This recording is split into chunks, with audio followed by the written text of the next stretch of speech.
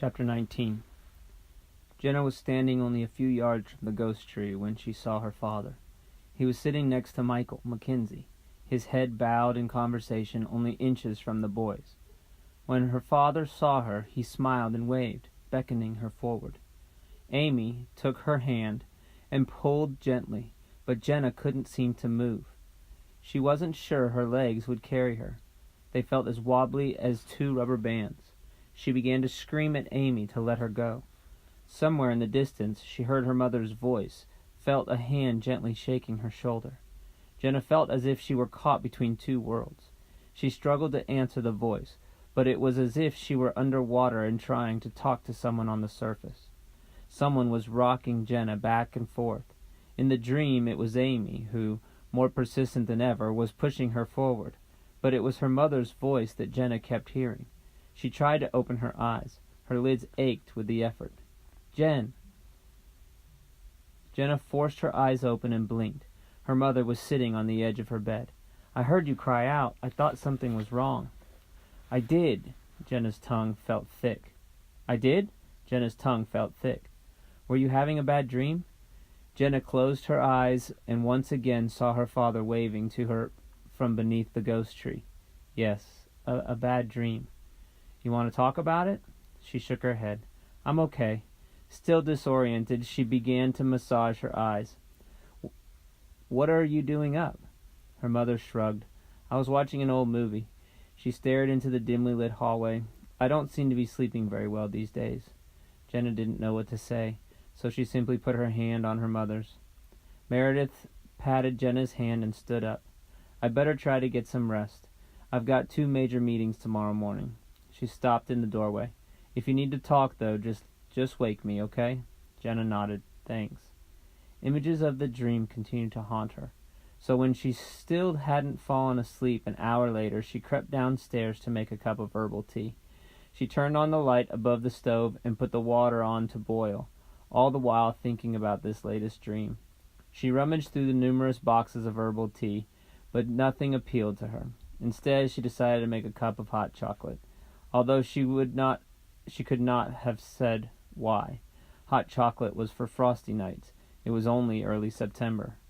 Minutes later, sitting at the oak table, watching the steam rise from her cup, inhaling the rich smell of chocolate, she had a sudden vision of a younger Jenna holding out a gloved hand to take a thermos mug of steaming hot chocolate from her father. She closed her eyes, and suddenly she was 11 years old again.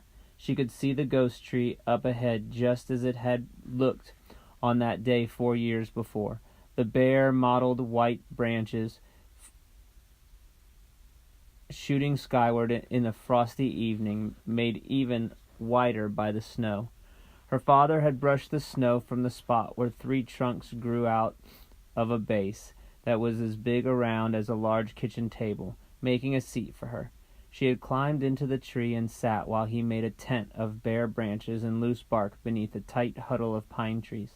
The snow wasn't all that deep there, and when he was finished building the small shelter, he placed alfalfa and apples inside. They had come to the great swamp to feed the animals, as they had every winter since she could remember. But this particular winter had been unusually harsh, and the deer were having a hard time finding food. Her father had wanted to create some place sheltered to leave the apples and alfalfa so that if it snowed again, they wouldn't get buried.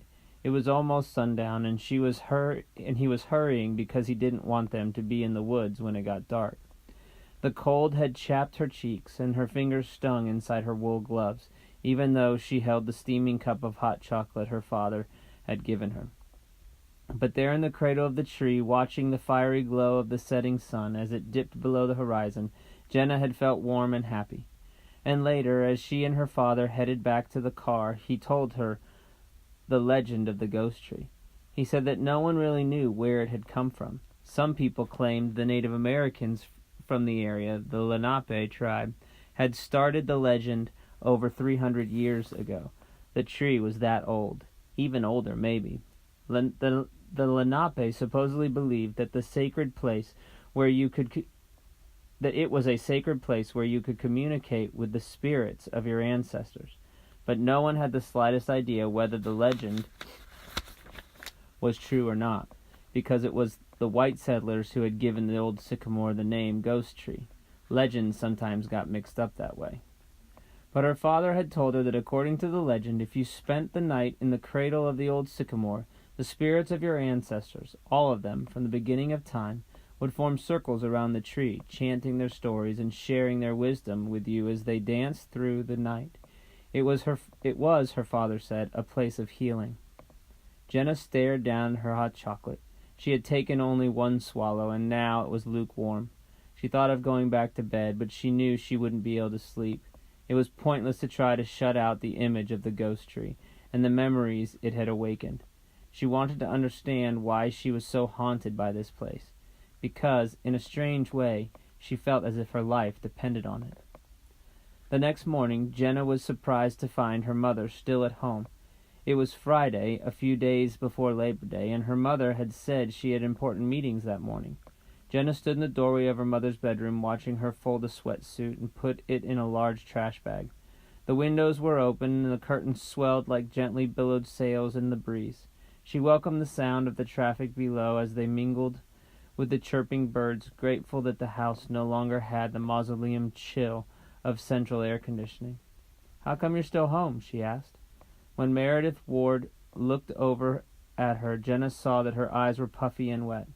"I'm having a bad day." "What about your meetings?" "I asked someone to fill in for me." Jenna sat down at the foot of the bed.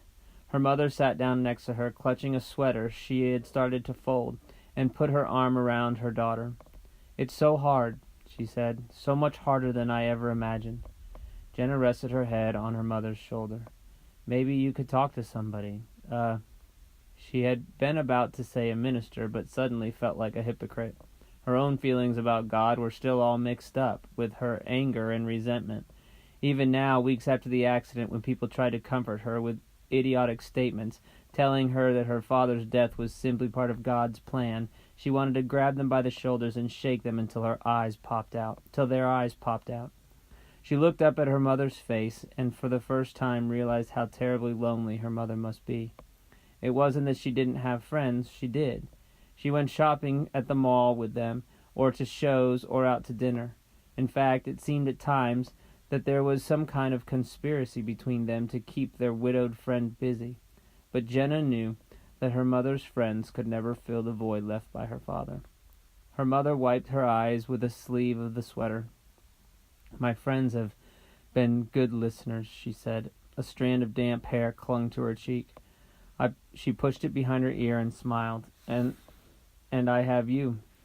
Jenna lifted the balled-up sweater from her mother's hands.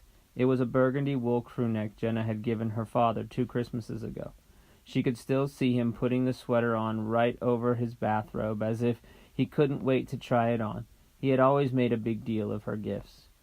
Jenna was suddenly aware of the piles of clothing stacked all over the room, on the bed, the dresser, and even the floor. A trash bag sat on the floor by her mother's feet. "You're not throwing Daddy's things away, are you?" Jenna asked, alarmed. "I'm not throwing his things away," her mother said. "I'm giving them away, to people who can use them. It's better than having them collect dust in the closet, isn't it?" Jenna stroked her father's sweater as if it were a kitten curled up in her lap. She supposed giving her father's clothes to charity was the right thing to do. She set the sweater back on the bed and wandered over to the walk-in closet. Her father's suits and shirts still lined one entire wall. 2 months had passed since the accident, yet it had never occurred to her that there would come a time when they would be giving away his clothes. "What about all Daddy's tools?" she asked. "The workshop, his sacred place. Were they going to pack that up too?" Even with her back to her mother, Jenna heard her heavy sigh. "Maybe Mr. Krebs next door will want some of them, or maybe his son," she said. "Or I suppose we could have a yard sale or something." Of course they wouldn't keep the tools. What would they do with them? Still, the thought of some stranger using them made Jenna want to cry. Brushing back tears, she lifted 2 of the suits from the metal bar, carried them over to the bed, and began to fold them. "I think we should save the tools for a while." She glanced over at her mother. "Who knows? Maybe I'll turn out to be pretty handy at fixing things. Maybe it's hereditary or something." Meredith gently ran her thumbs over Jenna's damp cheeks. "I guess we could keep them for a while longer," she agreed. Jenna suddenly remembered that she was supposed to meet Andrea.